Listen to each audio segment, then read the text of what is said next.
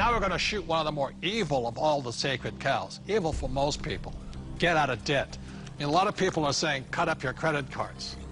I think that's really ridiculous because the credit card is not the problem. In fact, I love my credit cards.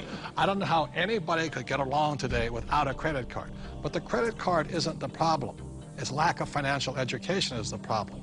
The entire currency supply, all of the dollars in existence, require debt. You can't have a dollar without debt. A dollar is just an IOU. It's borrowed into existence either by the government creating a bond which promises to pay interest, you've got to pay out of future taxes, or people create currency by taking out a loan at the bank, fractional reserve lending. Every month there's a payment due on those dollars that you created. Right, and this credit card is a fast way of creating money because there's really no money in this card.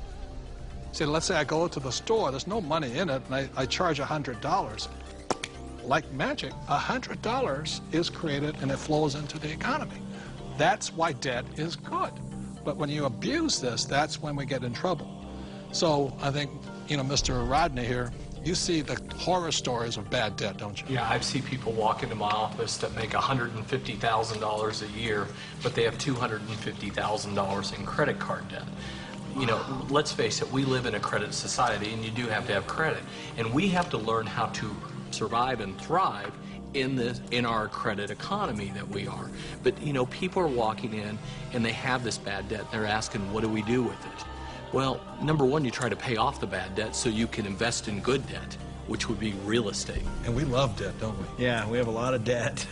Our real estate that we own is all basically financed with our tenants. So that's what I consider to be good debt. So when we get real estate, we get proper leverage, and it's paid by all the residents who live in all of our projects. Well, and it's not just real estate. Business is the same way. We have good debt in business as well, so that the business is paying. We have debt in our business. That's how we grow, and it's the cash flow from the business that's able to pay the debt, and the debt creates more cash flow. Time out.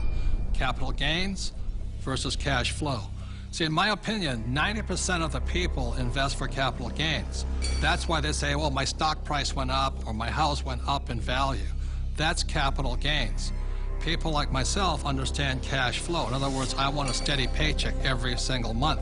For example, my apartment house, every month it puts cash flow in my pocket. So if you want to be rich, you have to know the difference between capital gains and cash flow. Capital gains is technically gambling. You're hoping something will change. Cash flow is more guaranteed. I want that income every month. So very intelligent investors invest for both capital gains and cash flow.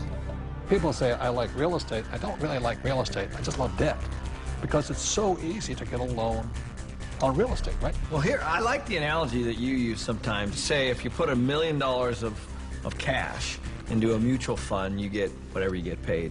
But if you put $1 million of it in a down payment, for some kind of a commercial project like we have, you actually buy a $5 million project. Right. So you're actually getting a $5 million asset with $1 million versus $1 million of mutual funds, and so the value you're creating on that real estate is on the $5 million, not the $1 million. Well, by using banks' leverage. And the tax benefits that you get on the real estate isn't on the $1 million either. It's on the $5 million. So you not only increased leverage on your cash flow and on your growth in your asset, but you've also increased your leverage on your taxes. Well, here's what we're doing. We get these loans, the tenants are paying them off. That's the point. Oftentimes people don't look at that. And they're paying it off with after-tax dollars. Yeah, they're moving into our places, they're paying our rent, we're taking that rent, and we're paying our mortgages, and our mortgages are getting paid down to zero. Wait a minute.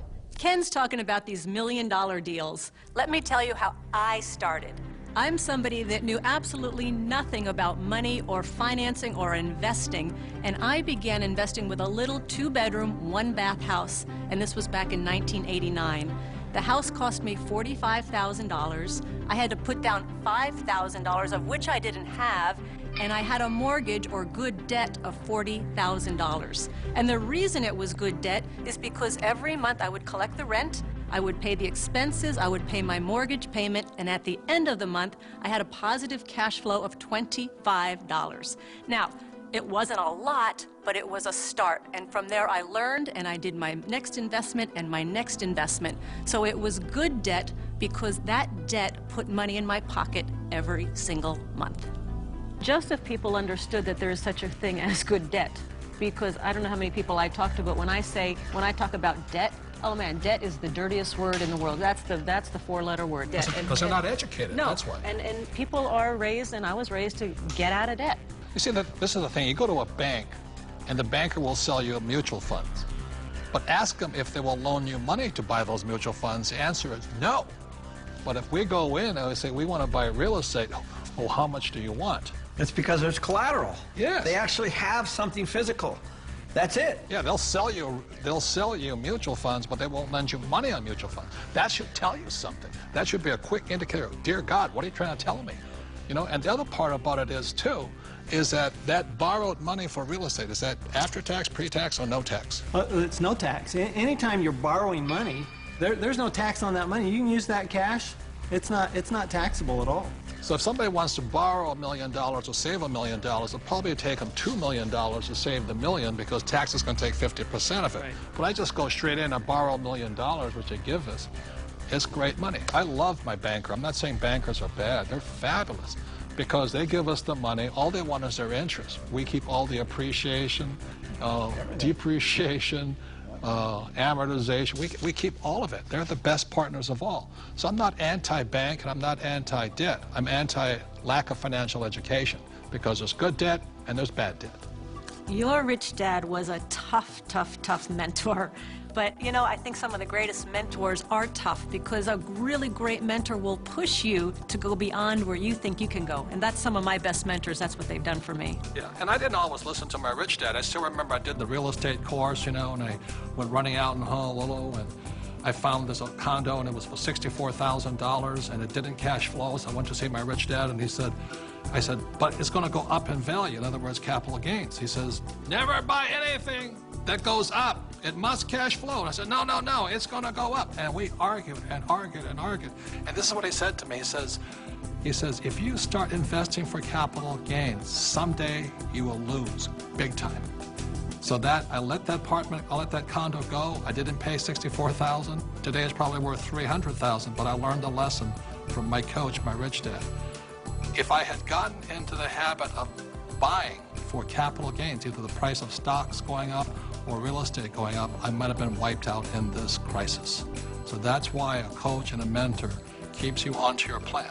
And helps you create and develop very, very good financial habits. Because if you have poor financial habits as you're in your personal life, you're going to take those into your investment life. So one of the most important things is they will help you develop great financial habits. Because when markets go up, greed sets in, and greed makes people stupid.